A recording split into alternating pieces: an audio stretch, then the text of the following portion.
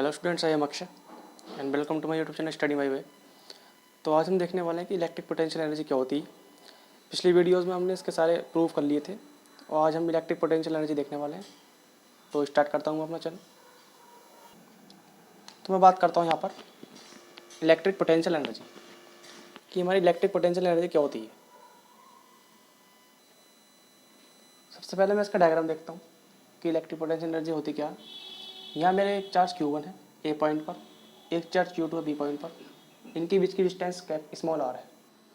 तो इस Q2 charge को इस ए पॉइंट पर लाने के लिए मुझे कुछ वर्क करना पड़ेगा, कुछ फोर्स इस पर लगानी पड़ेगी इस Q2 चार्ज को इस ए पॉइंट पर लाने के लिए। तो मैंने देखा कि जो इलेक्ट्रिक पोटेंशियल होगा, तो Q1 चार्ज के द्वारा जो इलेक्ट्रिक पोटेंशियल होगा वो क्या होगा हमारा, V बराबर 1/4πε0 Q1/R। ये तो Q1 चार्ज के द्वारा क्या है, हमारा इलेक्ट्रिक पोटेंशियल है। लेकिन डेफिनेशन के अकॉर्डिंग क्या होता है, वर्क डन किसके बराबर होता है, Q2 × V। जो हम Q2 चार्ज को लाने के लिए जो वर्क कर रहे हैं वो किसके बराबर होगा, Q2 × V।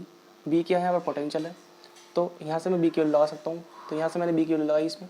तो W की वैल्यू यहाँ से क्या आ गई, 1/4πε0 Q1/R। साथ में Q2 भी है तो Q1 Q2/R।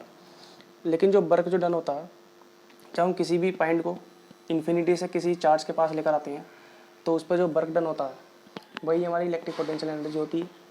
तो W बराबर किसके होगा, U के बराबर होगा। सो U किसके बराबर हो जाएगा, 1/4πε0 Q1 Q2/R। तो जो हमारी इलेक्ट्रिक पोटेंशियल एनर्जी होगी वो इतनी होगी, आप देख सकते हैं।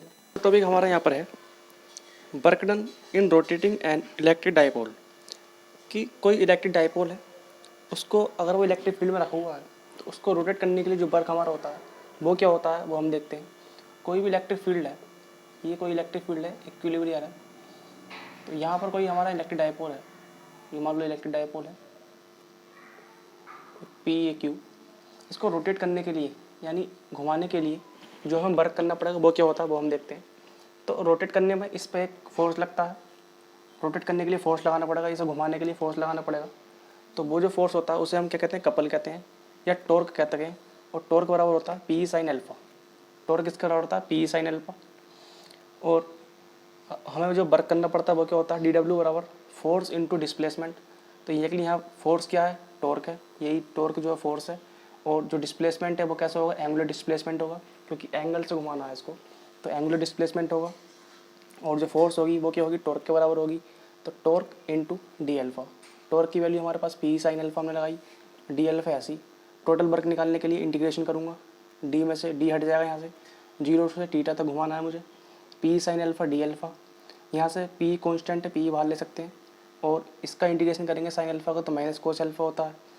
लिमिट कहाँ से 0 से लेकर थीटा तक है। और ये PE हमारा ऐसे आएगा। यहाँ हमने देखा अल्फा पहले थीटा लगाएंगे तो माइनस कोस थीटा, फिर माइनस करना है तो माइनस माइनस क्या हो जाएगा प्लस, प्लस फिर कोस अल्फा की जगह 0 लगाएंगे, upper limit minus lower limit, तो कोस थीटा और कोस 0। यहाँ हमने देखा W बराबर PE, कोस 0 की वैल्यू 1 होगी माइनस कोस थीटा। W बराबर PE 1 माइनस कोस थीटा हो जाएगा ये। तो वर्क डन कितना करना पड़ेगा हमें, PE 1 minus cos theta. P क्या है यहाँ पर, P इलेक्ट्रिक डाइपोल और E क्या है यहाँ पर, इलेक्ट्रिक फील्ड है। अगर हम थीटा, अगर हम कहता हूँ कि मुझे जो इलेक्ट्रिक डाइपोल है वो 90 डिग्री घुमाना है, कितना घुमाना है, 90 डिग्री घुमाना है, तो कितना वर्क करना पड़ेगा। तो W बराबर PE 1 माइनस कोस थीटा की वैल्यू कितनी है 90, PE और 1 माइनस कोस 90 की वैल्यू यहाँ पर 0। तो W बराबर कितना, PE।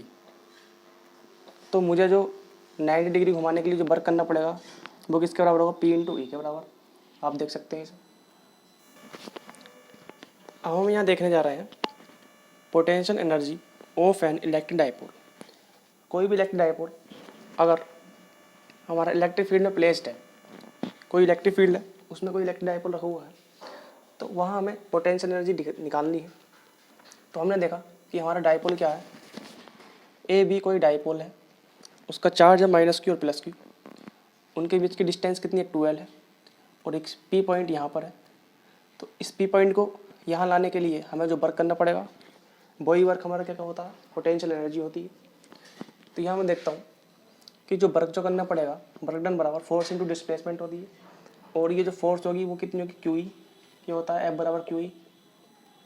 लेकिन हमें कितना इलेक्ट्रिक फील्ड के अपोजिट डायरेक्शन में हमें लेकर आना है, तो माइनस का क्यू ही हो जाएगा इंटू डिस्प्लेसमेंट, यानी इसकी डिस्टेंस कितनी है 12 है, या 12 लगा दिया, तो ये हो गया -2QL। और ई 2QL किसके बराबर होता है, पी की वैल्यू होती है इलेक्ट्रिक पोटेंशियल की 2QL, तो इसकी जगह हमने पी लगाया तो माइनस के पी, तो यहाँ से डब्ल्यू कितना आया हमारा -पी, लेकिन डब्ल्यू किसके बराबर होता है यू के, यानी इलेक्ट्रिक एनर्जी के बराबर होता है डब्ल्यू, तो यहाँ से यू नोट जो इनिशियल एनर्जी होगी वो कितनी हो जाएगी -पी के बराबर हो जाएगी वो भी।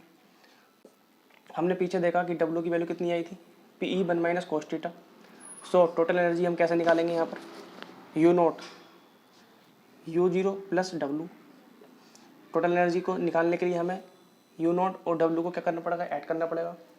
यहाँ मैंने ऐड करा -पी, इसकी वैल्यू -पी है, प्लस इसकी वैल्यू पी -cos थीटा, तो इसकी वैल्यू लगाई मैंने यहाँ पर।